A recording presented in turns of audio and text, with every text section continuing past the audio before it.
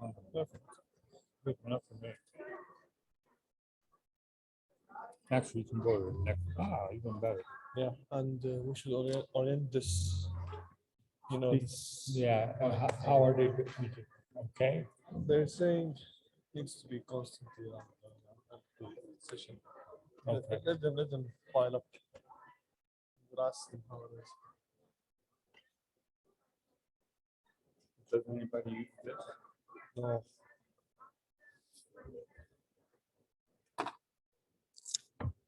Do you use the mouse? That's the way I use it. Yes.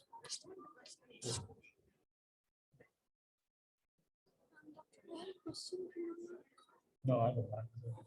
Can you explain what should happen here? It's untrue. I see the answer is there, but it doesn't make sense. No, but it's not. Oh, that's not true. But why? It wants to be Because closed. it changes as it goes through the salivary duct. So the Yeah. rate of secretion matters. Huh? Like, Yeah, if that's the why it rate- changes. Composition is not constant. It changes If the rate is different. at the rate of secretion. Rate of secretion. When you stimulate the parasympathetic nerve, they're going to make bicarb. Potassium. Hmm? What about? Yeah, it's going to secrete bicarb that absorbs sodium, right? Yes. Yeah, so So it because of changes. that, With the, remember that the whole duct. that changes, right? Yes. So I don't know what B and C are, but that for sure is wrong.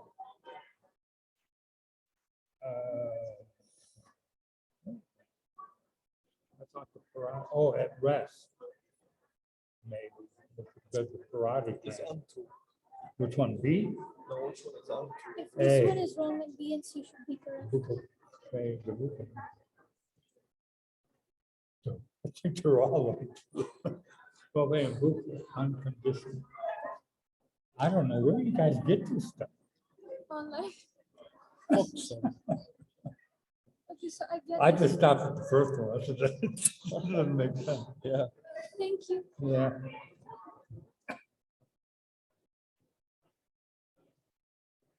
Don't you have to have a test committee, right? Yeah, exactly. Yeah. They have previous MCQs that we get, Yeah. not, I don't know where she No, got I don't know that. what's that, honestly. But yeah, they do have everything. And even those sometimes aren't that good.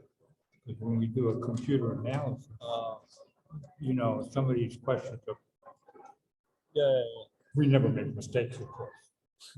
But you know, we can put together a question that is ridiculous or something. Too many people are getting it wrong. So, And so we take it out and Yeah. won't use it again, The and we don't count it extremes. towards the grade. so But you don't know that. You don't know which ones we took out. it was just study all of them. You just have all. of them. Yeah. That's okay. Good. Yeah, it's nice for practicing. Time is it anyway? It's one exactly. We should get started. Yes. So do you want to test this thing out? What's this? Try to say something. Let me see. Okay.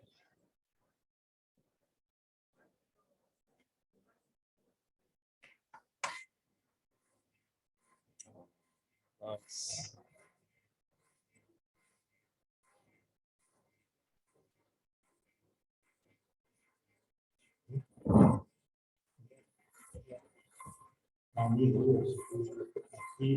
Long. Nice. I'm going to relax. Back potato. What do you want to talk about today? Okay, so Okay. We should probably do, can people hear me? Can you hear me in the back? guys, this is a test. Can you hear me? Is the audio quality good? Who's recording it? Oh. We're going to be dealing with biliary secretion today. make sure to speak like the Sorry, direction. be closer. Yeah, closer in the direction to the. I'll first, do like, the best I can. Yeah. Okay. All right, good. yeah, that's good. All right, this is the first, I just uploaded it, and I think I should remind you again that when you're studying for this, for whatever purpose, use the most recent material that's uploaded. I just finished uploading it again. So But they say it's bad. it's not good. Maybe if we get closer. Wait, lift it up. Okay. Who's in charge of this? You're good? Is that good? Is that good? Anyway, he's gonna stand here and make sure that.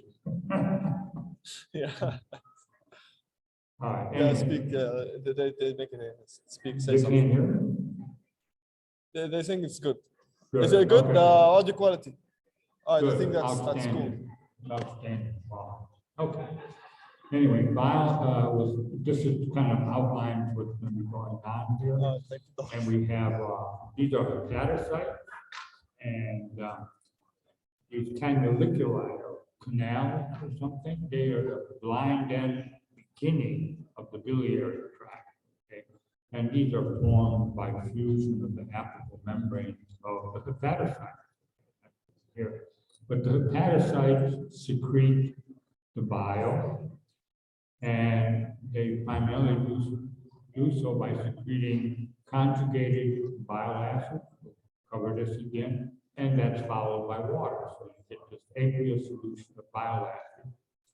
It's modified by cholangiocytes, which are in the epithelium of the duct system.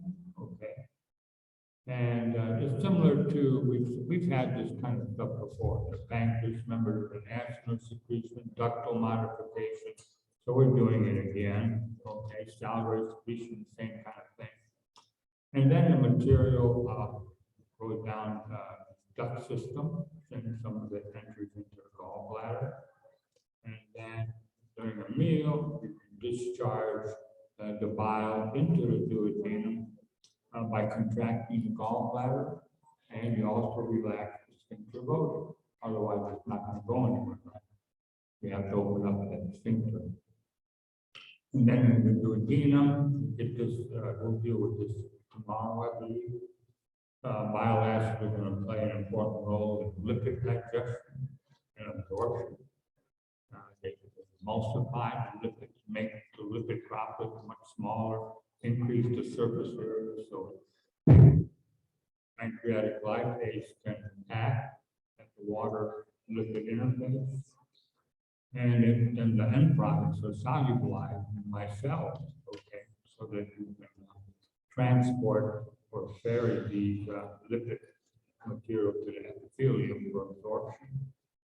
And bicarb made by the ducts in the duct system, they serve to neutralize any particular gastric acid coming in, although the pancreas will be the major mechanism of neutralizing the acid that's coming in from the stomach. This will be comparing, this is liver bile, later we'll be comparing it to gallbladder bile. But liver bile is primarily organic solutes, and most of the organic solutes are bile salts. I think it's time to say something here. Bile acids and bile salts are sometimes used interchangeably depending on which book you're reading, and I'll reinforce it. But once the bile salts or bile acid, not salt, bile acids get conjugated, then they exist. They're strongly anionic, and so they bind sodium or potassium, and so they're called sodium salts. An example is like sodium tarcholate. Okay, now that's a bile salt because it has sodium. It's a salt. But bile acids that are conjugated should still be called bile acid. But in physiology, they're always associated with sodium, and so they're called salts. So sometimes these terms bile acids are referred to unconjugated, whereas bile salts deal with conjugated bile acids, okay, because they're in salt form. That's a bit of a confusion in the literature, but that's okay. Anyway, so the most major thing you're going to be dealing with is bile salts, right? Or bile acids. Not using them to change. Lecithin, that's another thing you're going to have to get used to. A lot of lecithin, it's from eggs, okay? It's really a mixture of phospholipids. A major phospholipid is phosphatidylcholine. And you'll see either lecithin used or phospholipid. They're dealing with the same thing, okay? But those are another, depending on which book you're reading. But cholesterol is cholesterol, bilirubin. Okay. Then you have electrolytes here. Now, this is what you call plasma-like in the bile, because if you take a look at these concentrations, they're pretty close to what's in plasma here.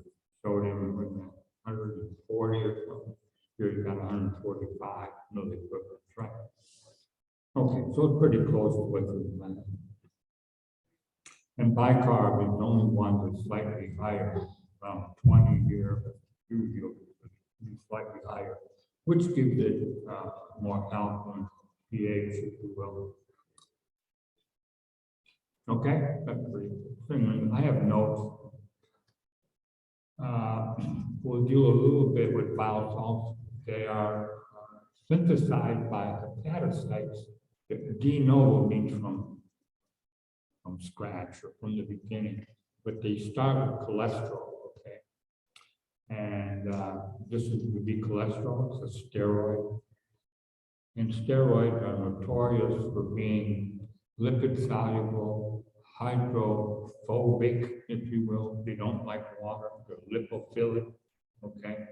And so what the hepatocyte does, the liver hepatocyte, it does two things. One, it takes off the side chain and adds a carboxyl group, okay? And carboxyl group will increase its solubility in water, increases its polarity, right? Remember that? And it'll also add hydroxyl, okay? Now, the major primary bile acid secreted by generated by the hepatocyte is cholic acid and chenodeoxycholic acid. Okay. The 7-alpha hydroxylation I haven't read here because that's going to be a mechanism of regulating bile acid synthesis later. I'll bring it up. But this is the rate limiting step. I think you had that in biochem. Anytime you have a rate limiting enzyme, it's the one that starts things going. Okay. And this, I'm only showing you, this is not a biochemical. A little about, I don't know how many, 15 reactions involved, but the basic concepts are that it's becoming more and more water soluble compared to cholesterol. Okay. You're increasing the water solubility by adding these hydroxyl groups and the carboxyl groups. Now, this is where we come to conjugation of the bile acid, which also occurs in hepatocyte. Now, for the hepatocyte, we'll come to that a little bit later, for the hepatocyte to transport bile acids into bile, they have to be conjugated. Okay, that's the only way to be able to transport it into bile. The only way to move this material into bile is after conjugating. Okay, and they conjugate either with glycine, which is an amino acid, or taurine. And some books again call it an amino acid. It's really not. It's generated from cysteine. It's the only amino acid that has a sulfhydryl group, right? Here you have a sulfur. So this is not really an amino acid, but it's taurine. And then you take this cholic acid that we had before, now it's called glycopyrrolate. So it's been conjugated to glycine. And here it's taurofolate conjugated to taurine. Okay. So now you're dealing with conjugated acid, but as I mentioned earlier, because of these groups, they're going to be associated with cations, either sodium or potassium, in biology, most of your extracellular is going to be sodium, right? So it's going to be sodium salts, usually. And that's where the bile salt comes from. Anyway, the point to conjugation is that it decreases the pKa. Do you remember the pKa? Yeah. Okay, so it makes them more ionized, okay, more amphiphatic. Now, have you had amphiphatic about them? Concept? Yeah. Okay, so it can interact much more readily with both lipid and water. Okay, and so you need them. The reason the hepatocyte conjugate them is so that they become more amphiphatic. Okay, now you have glycocholic, sodium glycocholic, or sodium taurocholic acid, and they're lower pKa, so they're more ionized, more water soluble, and more amphiphatic. Okay, it's, everything's pretty straightforward so far. And now when you put them into the bile is discharged into the duodenum, okay, and because they're amphiphatic, they're going to help with lipid digestion and absorption. We'll cover that tomorrow in more detail. And as they're going through the intestine, when they get to the distal portion of the intestine, there's bacteria. You have a microbiota. Okay, you have bacteria. And bacteria metabolize these bile acids or bile salts, if you will. And they do so by deconjugating. You see, they're doing just the opposite. They're deconjugating, dehydroxylate. They're making them less polar, more lipid soluble, if you will, and they're passively absorbed that way. Okay, we'll come back to that. The major, they're called secondary bile acids once they're metabolized by bacteria. Before bacteria, they're called primary bile acids. Okay. The glycolic acid, minor contributor, actually, so not very many people deal with it. And at one point, it was thought to be very cytotoxic, but there's some disagreement on that. At any rate, it's usually lost in a stool, no consequence. What's the point of bile salts for the amphiphatic nature? Is that they can form micelles. Have you seen that before? Biochemistry somewhere? Micelle? Did I cover it? No. This is the micelle. So what happens with bile salts, if you just put them in solution, you increase their concentration in aqueous solution, they tend to form a micelle, this structure. And the reason for that is that the hydroxyl groups on remember those hydroxyl, they're orientated such that they're on one side of the molecule all the time. Okay, that's tertiary structure of the material. Okay. And these are the green dots are the hydroxyl groups on, let's say, tarfolic acid or something. They're on the outside, and on the inside will be the steroid portion of the molecule of bile salt. Does that make sense? So you have polar, and inside is lipid. Okay? And so that, and that's called the concentration in which these bile salts aggregate and form these structures called micelles. It's called the critical micellar concentration. It's around 4 millimolar. So very simple. So most of your bile when it's being secreted is going to be in the form of micelle, the duct system in the gallbladder. We'll get to that later. And A bile salts here, yeah. The hydroxyl groups are always on the outside, interacting with water. On the inside, it's mostly lipophilic. This we sometimes refer to as a simple micelle, where this is mixed micelle. And why we call it mixed micelle? If you call here in bile, you're going to have cholesterol, which is very lipid soluble. Well, we know that from that's where you synthesize bile salts from, is cholesterol. It's very lipid soluble, not water soluble. And fatty acids, of course, it can be primarily lipid soluble, the long chain fatty acids anyway. Okay, so here you got lecithin, which would be phospholipids here, if you will. So you incorporate them into this micelle and all their strong phospholipids. Have you had phospholipids? You haven't had that yet in bowel cap, have you? Anyway, they're fatty, they have a fatty acid chain, and then they have a very polar group. And like I mentioned, it'd be phosphatidyl, they have a phosphate, and then choline attached to that phosphate. And so it's very polar at one end. The other end is like a fatty acid, it's very non-polar. And so they're showing you these two fatty acids. And usually one of these chains is has a double bond and it can't. Well, you'll get that about, don't worry about it. And this would represent your phosphate here and the choline part of the chart. But anyway, it's the polar. You see, it's pointed towards the outside of the micelle interacting with water. Cholesterol is almost completely hydrophobic and it's just put into the middle. Okay, and that's called a mixed micelle. Okay, and that's that's the kind of solution it's in bile. Okay, now the other thing I have here is osmotic activity. There's a lot of material put into this, but it's really only one solid. This is in solution, and because it's a micelle, it's only one solid, even though it has a whole bunch of material inside of it, okay? So the osmotic activity of bile is isosmotic, even though it's got a lot of bile and cholesterol. Back to that. Is that okay? If I go too fast, I asked for an extra hour. You'll notice that the lectures here have an A after it. I didn't know how long it would take.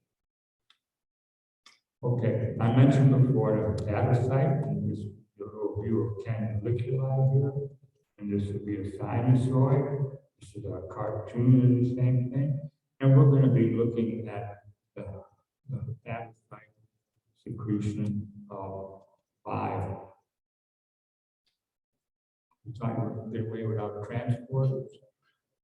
Would go to transporters in the GI, kidneys like that as well. At any rate, you can follow this. This is sodium taurocolate co-transported peptide. That's what it's called. It'll transport sodium glycocolate. It'll transport all the conjugated bile salts. Here I got the word conjugated. This is the way conjugated bile salts are brought in. So the liver can synthesize bile salts and it can uptake bile salts from the circulation. Okay, brings it in. And also unconjugated bile salts are brought in. Remember, I mentioned that when they're in the intestine, particularly in the lower part of the intestine, bacteria will metabolize them, they'll deconjugate them, make them vastly absorbed, and now this system will take up unconjugated bile acids, and this is called organic anion transported protein.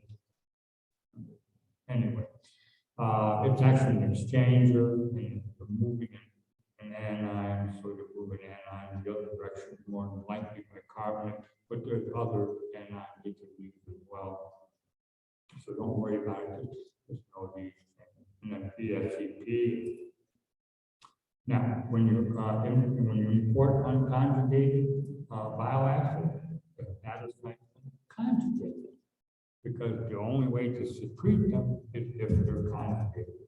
So you can conjugate it, and this is your bile salt export protein, and ATP dependent, and is driving bile salts into here, okay, bile acid.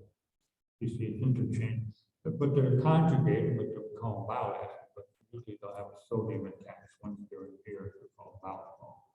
And water soluble, as a matter of fact, the more bile salts that are transported, the more water. Direct linear correlation, okay? So you move one bile salt, water follows all the time. Phospholipids and cholesterol are also transported, and I've blocked out these things. You don't have much too many transporters here. Don't worry about it. If you get into some advanced courses or something, you may want to know, cover it if you want. They're ABC transporters, but you don't have to know that. Just know it moves cholesterol onto lipids, and we know they're all going to be incorporated into these mixed micelles. Water, good thing you have aquaporin, right? And that's all really they know about the hepatocyte. The ductal system, which is shown here, these are the larger ductal system eventually going to, oh, that's blocked off, that intrahepatic biliary system. I'll have to move it. That's how I change these things. Sorry about that. But anyway, just a correction.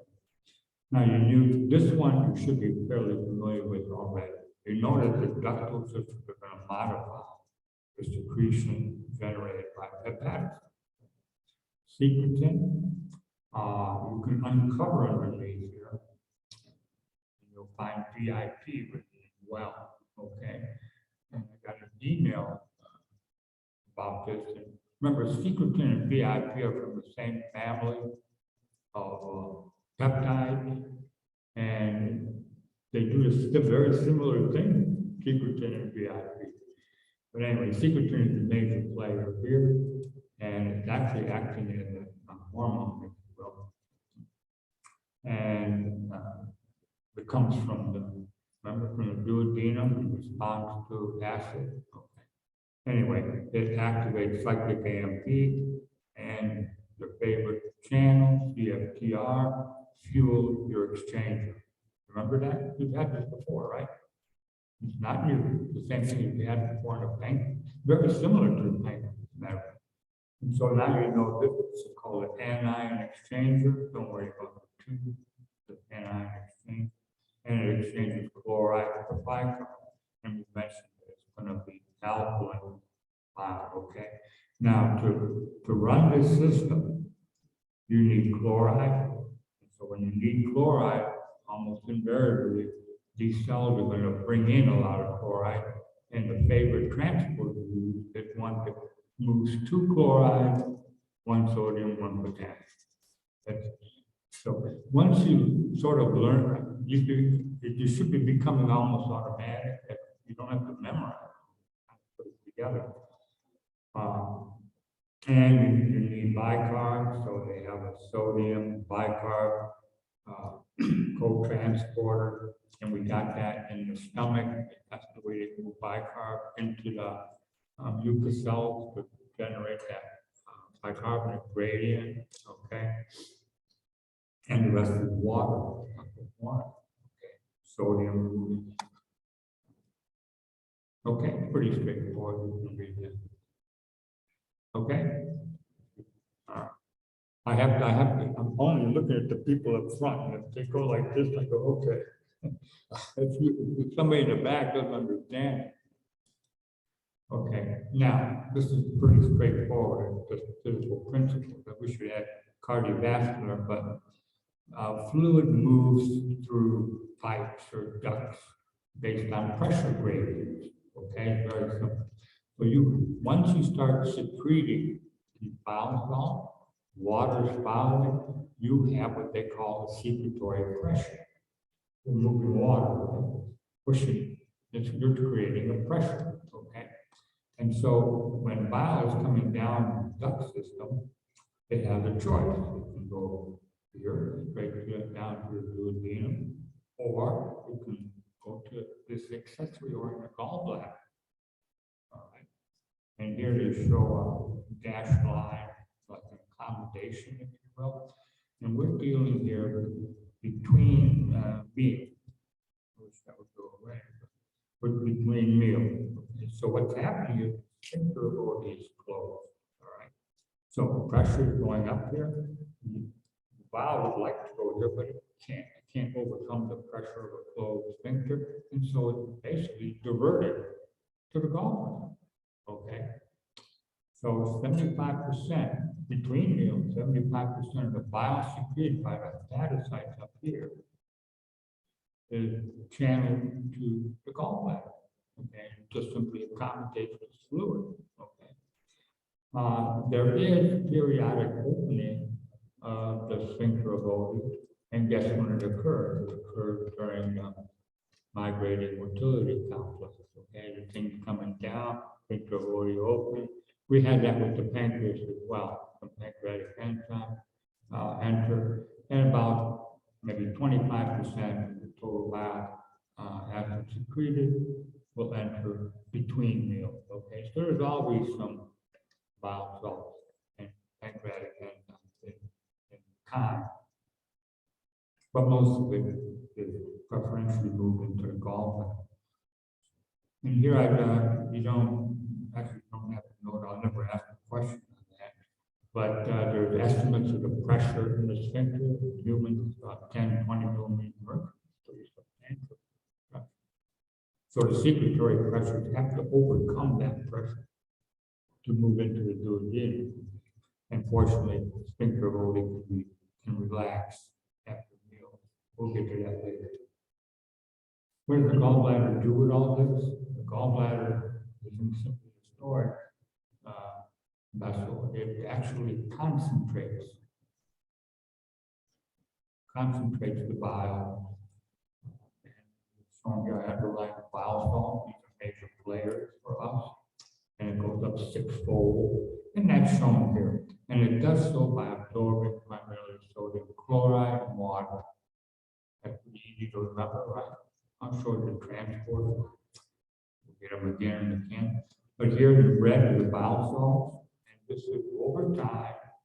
What's happening is the volume of bile in the gallbladder, and this is the concentration of bile salts in the gallbladder. And you can see the bile salts get concentrated where the volume is going down.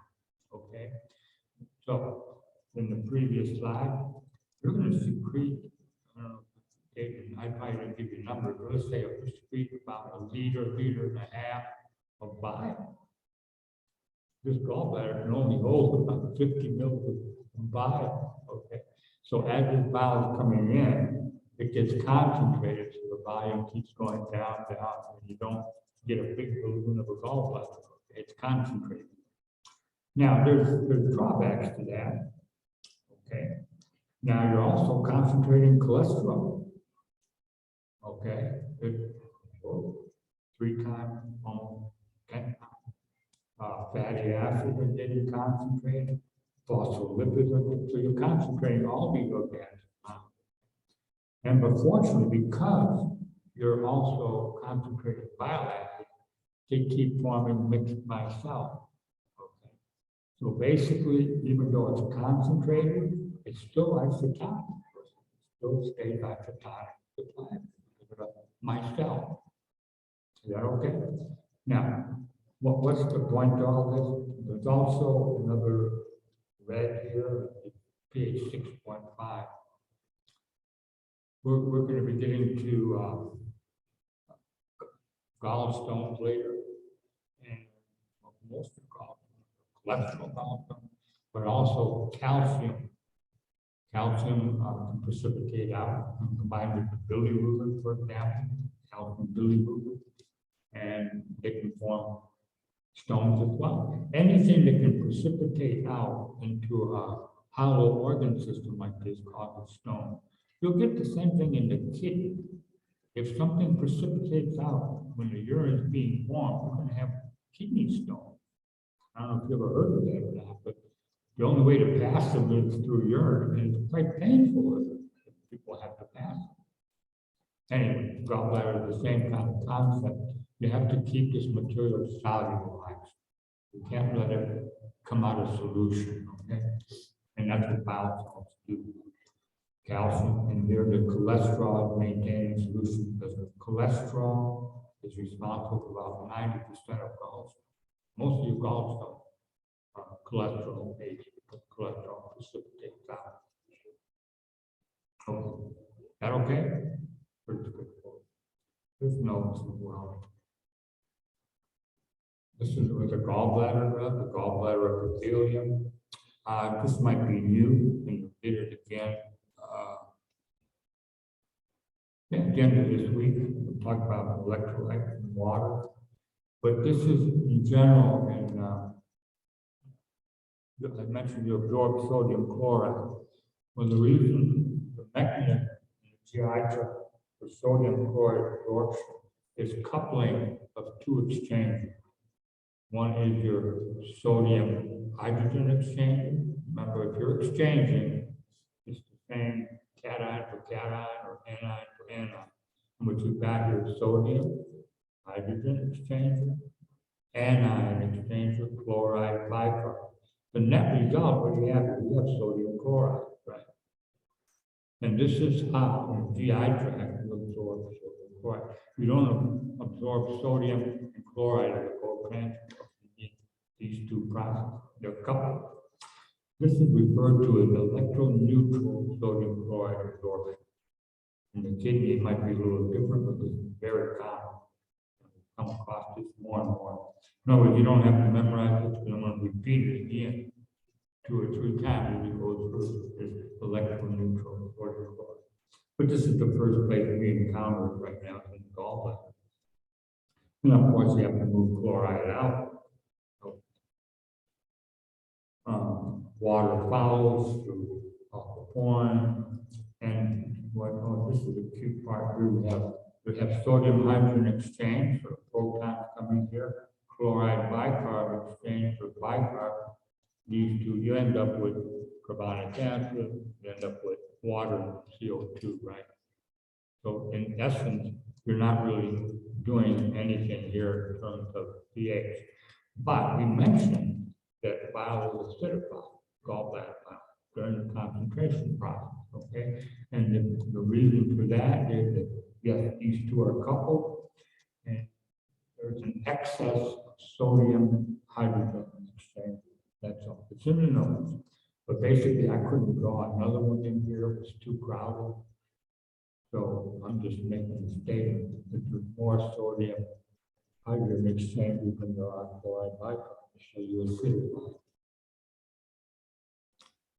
That's about it. The rest, they put in channels to make sure that these things can move into the interstitium. I'm not going too fast. We've had some of this before. I covered it between meal, bile is delivered to the gallbladder. After a meal, you get rhythmic contraction of the gallbladder. So just contract, contract, contract. And you also get relaxation of the sphincter movement. Now, I don't know if you covered sciatic. I'm taking it easy way out because there's a sphincter around the pancreatic duct, minor sphincter around the hepatic duct. But this sphincter of Oddi covers both. Okay. So this one opens up after meal, particularly lipid rich. Well, we're going to need maltol, not for carbohydrates and protein. We're going to need it for lipid absorption, digestion.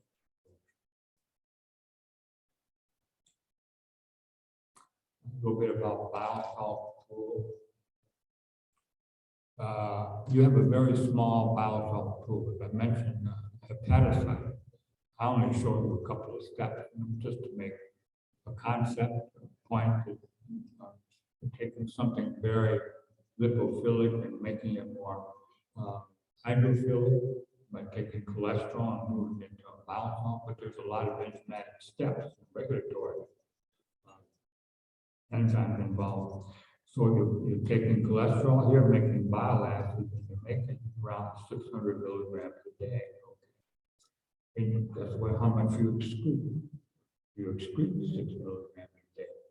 So whatever you lose, your liver synthesizes. Now, how does it all work? Well, you have what they call an intestinal, hepatic, liver, enterohepatic circulation. What's happening here is you get absorption from the ileum, you call it recovery in a minute, from the intestine, they absorb, they enter the portal vein, right? And then they go to the liver, right? And this occurs 3 or 2, 4, depending on how much lipid you have in the meal, etc. 2 to 4 times during every meal. It's not a trivial amount. You don't have enough bile acid pool to process the entire lipid meal. You have to recirculate, okay, enterohepatic circulation. But basically, whatever you lose, your liver synthesizes. Okay. We'll cover that. Now I mentioned that about bacteria, we'll cover that in a minute. There's 2 mechanisms for transport of almost anything. Okay, one, you either use a protein or something, actively transported, if it's water soluble. If it's lipid soluble, it's acid. Okay, so let's take a look at the active sodium co-transport. You have this in the terminal ileum, and 90% of your bile acids, conjugated bile acids that come down here, is the apical sodium bile acid transporter in the ileum. You see, they're showing you a bile acid here, whereas because it's an anion, it'll have a sodium attached to it, or alcohol, it's conjugated. And that's the way the ileum absorbs it. Hepatocytes secreted at the conjugated form, and the ileum actively absorbs it at the conjugated form. So you have conjugated form coming back to the liver. Remember, the liver can pick it up. It picks up 90–95% of the bile acids in the portal blood. It's very efficient at extracting all bile from the portal vein. And here you've got this co-transporter in terminal ileum. There's an exchanger here for an anion. Don't worry about it. If I don't have things written in there, just know that this is the bile acid transporter. Now, bacteria, as I mentioned, are going to deconjugate, which now, remember, conjugation lowers the pKa, deconjugation does the opposite, makes it more lipophilic, less hypophilic. Bacteria will also dehydroxylate it, again, making it more lipophilic, and just deals with passive absorption, passive diffusion in the ileum colon. This is limited to the distal ileum. Why am I bringing this up? Because, like with most of the physiology, the way we learned about it was after it got destroyed. And, there's something called IBD, inflammatory bowel disease, Crohn's disease, colitis. They had to take out the terminal ileum. These patients that were totally inflamed. Okay. And when they lost the terminal ileum, oops, they lost bowel salt absorption. And so we started learning about these things. Anyway, the terminal ileum is responsible for this, as well as we'll get later for vitamin B12 absorption. Okay. And then these are absorbed passively, about 5%, and very little is excreted in the feces. And whatever is excreted is resynthesized. How does that work? This sounds complicated, but if not, remember we mentioned if you eliminate a certain amount, bile salts will be synthesized to the same extent to make up for the loss. And the way to regulate it is by the portal concentration of bile salt, which actually is a simple way of looking at it. Really what's being regulated here is the hepatocyte concentration of the bile acid. Don't worry about that. They have all kinds of nuclear transcription factors, etc. involved, but at this stage of the game, we don't have to know that. And most books will just deal with the concentration in the portal blood, which will be the same as in the hepatocyte, because the hepatocyte is going to extract 90% of it, if not 95%. You're going to take up all the bile salt part of the portal blood in a single pass. It's very efficient. And if you have a high concentration of bile acids here, then you're going to inhibit synthesis. You don't need anymore, and you're just going to keep resecreting it. They pick it up, resecrete it, pick it up, resecrete it. Okay. If there's low bile passes in the portal blood, that means you're losing more. Well, guess what? You're gonna stimulate synthesis, okay? And they do that by regulating 7-alpha hydroxylase, okay? Here, you inhibit it because you got plenty of bile salts coming back. That's the rate limiting step in the synthesis of bile salts. And here you've got not enough coming back, so you stimulate that to synthesize more. And this deals with the bile salt export protein, the protein that puts it into the bile, and basically it's the reverse. So sometimes you read in the textbook that an increase in bile salts in the portal blood, what does the hepatocyte do? Well, this is what they're driving at. They're driving at if it's low bile salt in the portal blood, the hepatocyte will synthesize more. If it's a high concentration, it's going to inhibit the synthesis. Okay. Is that okay? Basically, that's all you have to know. But the nuclear transcription factors involved in several signaling pathways. We don't have to get into.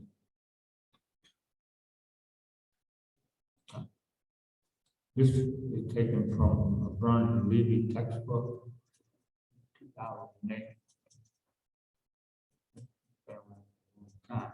Just now getting recognized. CC cholecystokinin will contract your gallbladder and relax the sphincter of Oddi.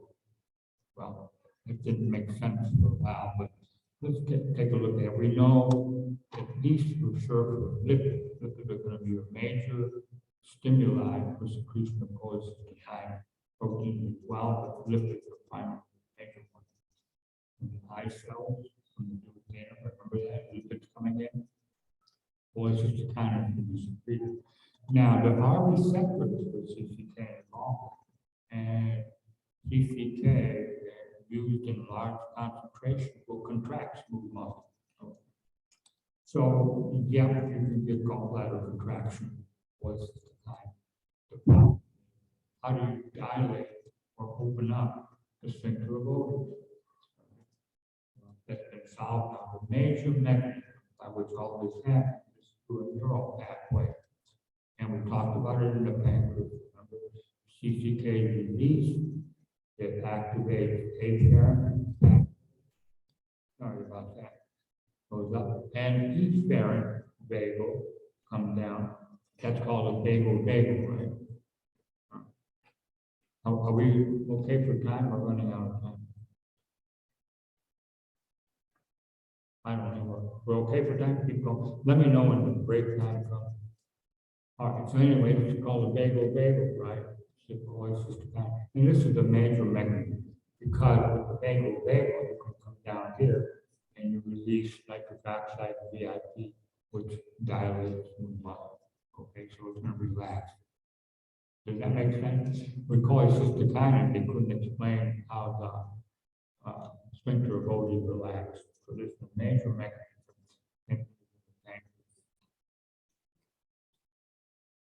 The ductal component covered it out there. Right? Remember the cholangiocyte?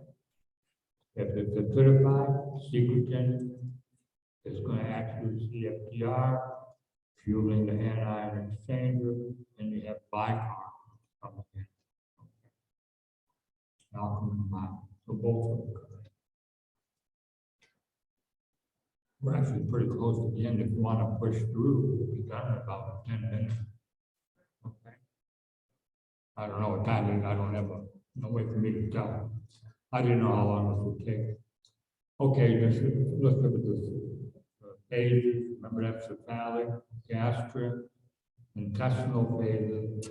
We have the same thing going on here. And this deals with gallbladder emptying and bile acid synthesis and secretion.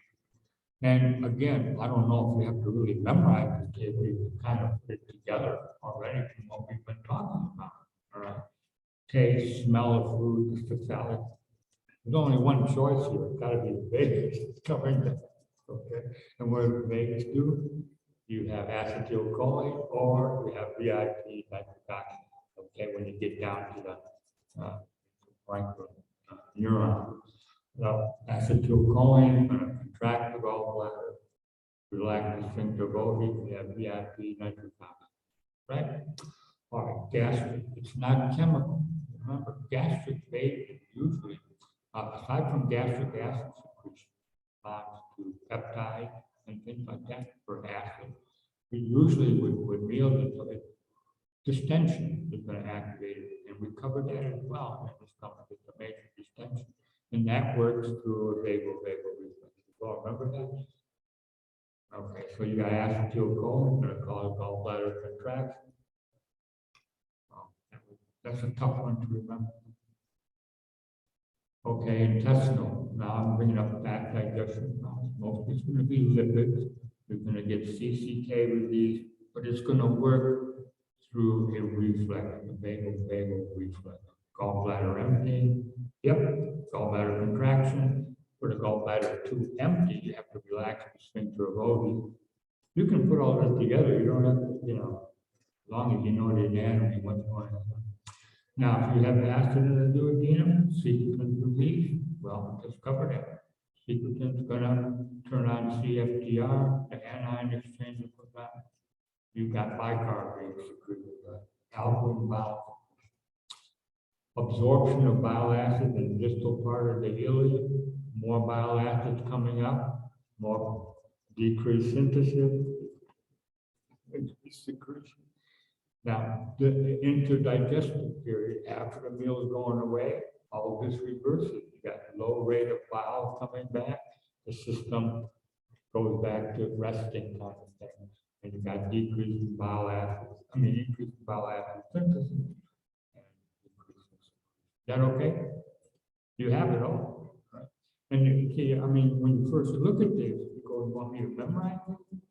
I don't think you have to really. I hope I'm right. A little bit about gallstones, the last little section, and the reason I'm actually presenting it is we deal with it clinically. And I think 3 years ago we didn't talk about this. Joe Walcatan, he's a GI surgeon, and he complained that we weren't covering enough for the third year or whatever. Anyway. Cholesterol gallstone. We talked about solubilizing cholesterol in the gallbladder, okay? And here I've listed 3 situations where you can precipitate cholesterol, major gallstones, okay? It's called lithogenic. Litho meaning stone, generative. So you're generating stones, basically, okay? And most of them are going to be cholesterol stones. There'll be some pigmented calcium bilirubin, most of them cholesterol. And what do I have? High cholesterol, little bile acid, little change in phospholipids. Cholesterol can come out of it unless you make appropriate changes, right? Here you leave cholesterol alone, decrease bile acid. Same problem, right? You need these for mixed micelles, cholesterol, bile salt. So anytime you change the ratio of cholesterol to phospholipids and bile salts, you're going to have a problem of cholesterol coming out of solution and now the bile is lithogenic. You have a potential for developing nucleus, it's called nucleation. And all they mean by that is that once we form these crystals, we'll just start growing more crystals attached to it. And they're showing this like a cartoon here. Okay.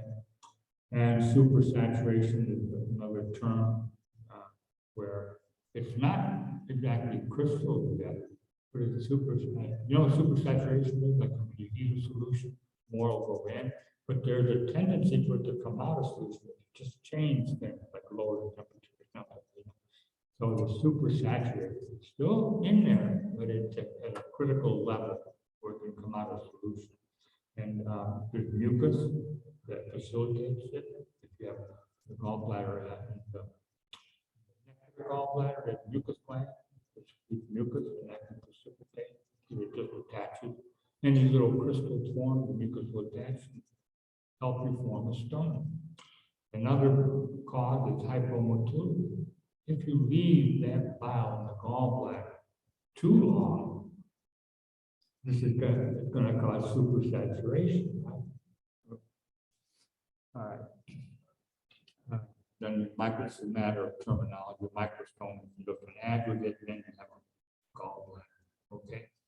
And just summarizing it, but this is just showing. Now, we're getting to something that's gonna be a little confusing, so I'll cover from scratch again. You have vesicles. Now, phospholipid, you throw them into aqueous solution, they don't form micelles, they form vesicles. Okay, and vesicles are bilayered, and the lipids on the end, it's like a lipid member, the plasma membrane is what? Mostly phospholipid, right? Okay, so this is like a plasma membrane, and the only place to solubilize lipophilic material like cholesterol is in this membrane. Okay, so you can only put so much cholesterol inside this vesicle, and usually vesicles are used in cell biology, get down to the level to move material through the cytoplasm. Right? So this compartment here is aqueous, okay? And basically you have a phospholipid with the hydrophilic pointing out toward the aqueous environment, like chyme.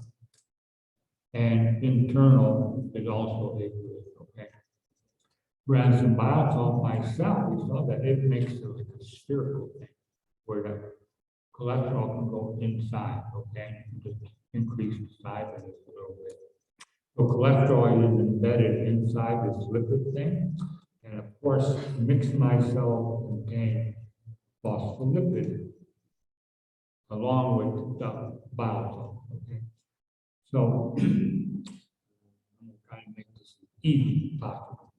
When you go up with the bile salts, let's say you have both of these conditions, you have vesicle and micelle, increase the concentration of bile salt, they're gonna take the phospholipid from the vesicle and make mixed micelle. They're gonna recruit all these phospholipids. As you increase the bile salt concentration, they're gonna be moving toward mixed micelle, okay? Because they can be incorporated. You can't go the other way. And so that's what I've written here. The cholesterol is usually solubilized primarily in micelles, in the bile, and vesicle to a certain degree, and it's stable. Once you start concentrating the material in the gallbladder by moving sodium chloride, water, you increase the concentration of bile acid, and they start incorporating, pulling the phospholipid into mixed micelles. Now, anything left over, so if you're pulling these phospholipids into mixed micelles, they're going to be supersaturating these vesicles, and there's a chance for cholesterol to come out of solution. It's called supersaturated cholesterol. Is that okay for everybody? Now we're getting really tricky now. This is apparently clinical. You can Google. I have notes for this, and just do the whole triangle here.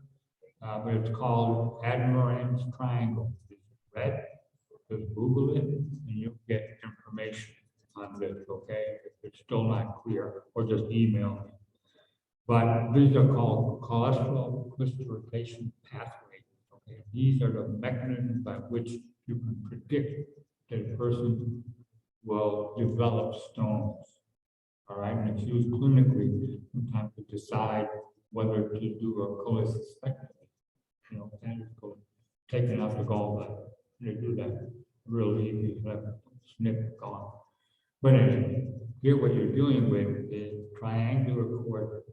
Where you have your cholesterol concentration going up here, phospholipid going down here, bile salt going over here.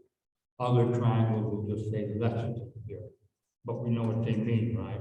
They mean phospholipid, okay? Or bile acid, if you're talking about bile. Okay, so here is phase 1, and here they're defined as phase. And just the phases are going to tell you potentially what's going to happen in this particular situation. And this is the physiologic phase 1. It's all micelles. There's definitions here. This little thing is a crystal, the big connection. cholesterol crystal. This is the micelle, one of the vesicles, and that's all phospholipid, right?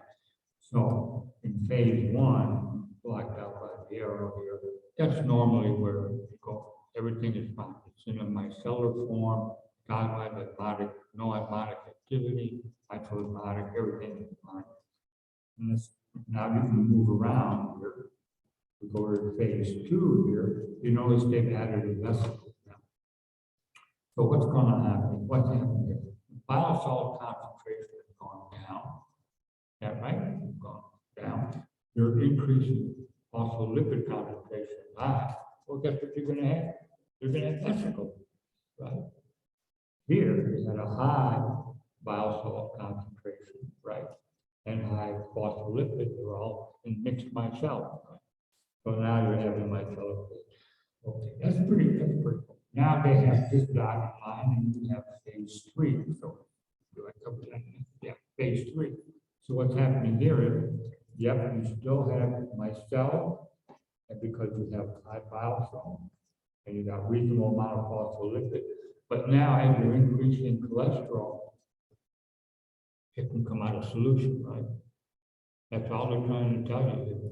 It predicts supersaturation and predicts whether this person is going to develop stones or not. If it's not going to develop stones, no point in doing a cholecystectomy. And then, of course, if you go to here, it's the same thing. You have two phases here because you've got a whole bile salt and less phospholipid, but it's a very concentrated bile salt. Micelle, mixed micelle, and cholesterol. And that's all that is. But if you Google Admirand and Smith were the two scientists who came up with this analysis, and apparently it's very clinical. Now, from a practical point of view, well, this is the last slide, actually. If you haven't fallen asleep yet, we'll cover it. You remember your anatomy? I think we had that, right? Now, there's you have a ductal system above this cartoon. Above the cystic duct, right? So it's coming from the liver, goes here, or goes here. I've got three different locations for these stones, okay? If it's in the cystic duct over here, right? What's the problem? Well, there's going to be a problem. Irritation of the gallbladder, problem when you contract, you know. But is that going to affect duodenal delivery? No, because you still can move, right? You can move by.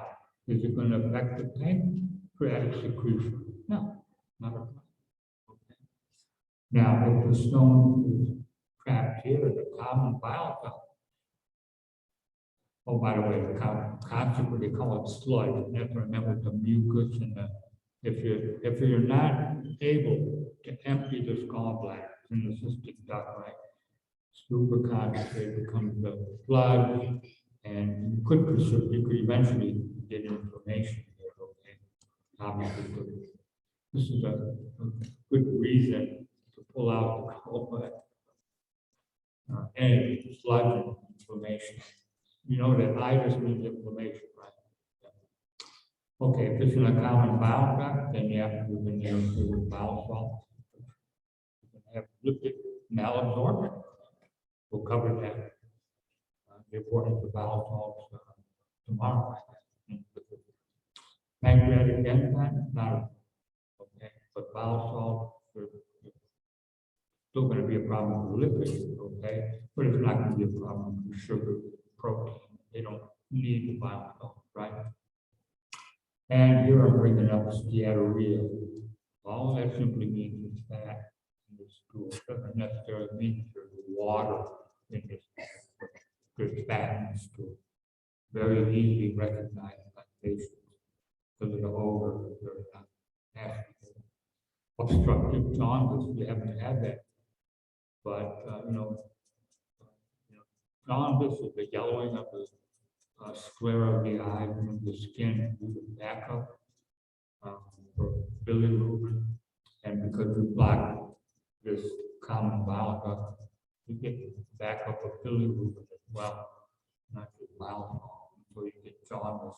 We'll cover that much later.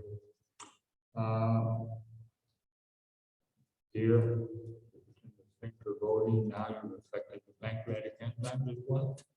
Okay, that's a more serious problem. Bile salt and pancreatic. And here I'm bringing up pancreatitis because, yeah, you can stimulate the pancreas to say have a fatty meal. And these enzymes are put out by the pancreas, trypsin, all these, they can't go anywhere. And so it just auto digests, if you will, and you have pancreatitis. And these are kind of things. Okay, that's it. Sorry about that. We don't